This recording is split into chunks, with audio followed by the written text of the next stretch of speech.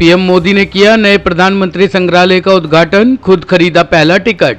प्रधानमंत्री नरेंद्र मोदी ने आज दिल्ली स्थित तीन मूर्ति भवन परिसर में नवनिर्मित प्रधानमंत्री संग्रहालय का उद्घाटन किया और इसे प्रत्येक सरकार की साझा विरासत का जीवंत प्रतिबिंब करार देते हुए उम्मीद जताई कि यह संग्रहालय भारत के भविष्य के निर्माण का एक ऊर्जा केंद्र भी बनेगा।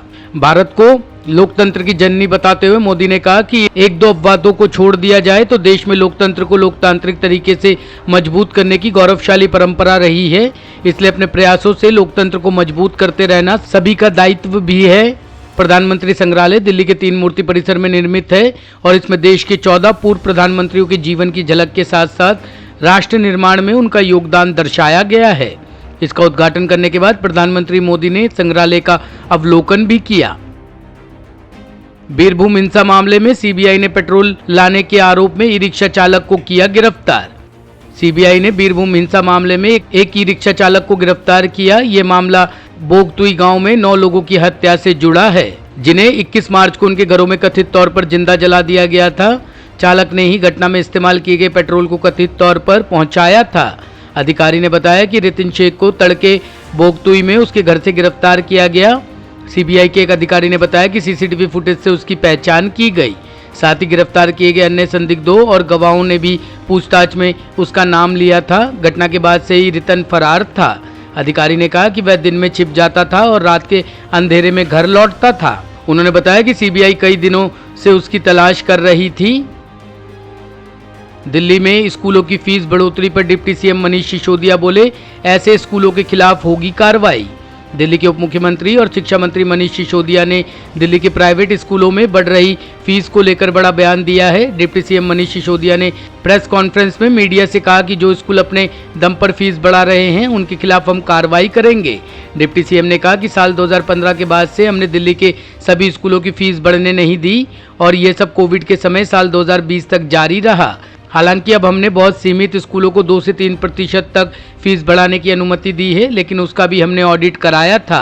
अगर कोई स्कूल अपने अनुसार फीस बढ़ाता है तो उसके खिलाफ कार्रवाई की जाएगी। फीस बढ़ोतरी को लेकर भी पेरेंट्स जो हैं वो लगातार प्रोटेस्ट कर रहे हैं। वो कह रहे हैं कि प्राइवेट स्कूल में मनमाने तरीके से फीस बढ़ा रहे हैं। देखिए, दिल्ली में हमने 2015 के बाद से प्राइवेट स्कूलों की फ़ीस बिल्कुल नहीं बढ़नी थी। यहाँ तक कि 2016-17 में जब बहुत सारे स्कूलों ने फ़ीस बढ़ाने की मांग की तो हमने सबको कहा कि हम आपके खाते चेक करेंगे। हमने ऑडिट कराया सारे स्कूलों का। जिसके पास भी पैसा बैंक बैलेंस में, उनकी एफडीज़ में रखा हुआ था, उन्होंने फ़ीस का मोटा मोटा पैसा लेके रखा हुआ था। किसी को हमने फ़ीस बढ़ाने की इजाज़त नहीं दी। 2017, 17, 18, 19, 20, फिर दोनों कोविड के ईयर्स में किसी को इजाज़त नहीं दी। अब कुछ स्कूलों के जहाँ हमने पूरी चेकिंग करा के कि उनके पास अब कोई पैसा नहीं है और उनको पैसा थोड़ा बहुत बढ़ाना पड़ रहा है, तो उनको बहुत लिमिटेड, किसी को 2%, किसी को 3%, बट बहुत मतलब इक्का दुक्का स्कूल है। इसके अलावा अगर कोई स्कूल अपनी मनमर्जी से फ़ीस बढ़ा ले रहा है तो उसके खिलाफ जैसे ही पेरेंट्स की शिकायत आती है हम पूरी उसकी जांच कराते हैं, उसका ऑडिट कराते हैं और उसके खिलाफ एक्शन भी लेते हैं। केंद्र ने अहमद जरगर को घोषित किया आतंकी। 1999 के कंधार विमान हाईजैकिंग मामले में था शामिल। गैरकानूनी गतिविधियां अधिनियम 1967 के जरिए केंद्र सरकार एक के बाद एक अहम फैसले ले रही है। इस क्रम में केंद्रीय गृह मंत्रालय ने आज यूएपीए 1967 के तहत मुश्ताक अहमद जरगर को आतंकी करार दिया। बता दें कि जरगर आतंकी गिरोह अल उमर मुजाहिदीन का फाउंडर और चीफ कमांडर है। जरगर साल 1999 में अफगानिस्तान के कंधार में हुए भारतीय एयरलाइंस के एक विमान हाईजैकिंग मामले में शामिल था।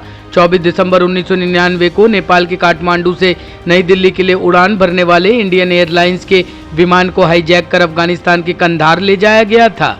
कुछ दिनों पहले दिल्ली के पटियाला हाउस कोर्ट ने जम्मू कश्मीर में आतंकवादी और अलगाववादी गतिविधियों को बढ़ावा देने के लिए यूएपीए की विभिन्न धाराओं के तहत लश्कर ए तैयबा के संस्थापक हाफिज सईद और हिजबुल मुजाहिदीन प्रमुख सैयद सलालुद्दीन, यासीन मलिक, शब्बीर शाह, मसरत आलम और अन्य के खिलाफ आरोप तय करने के आदेश दिए थे।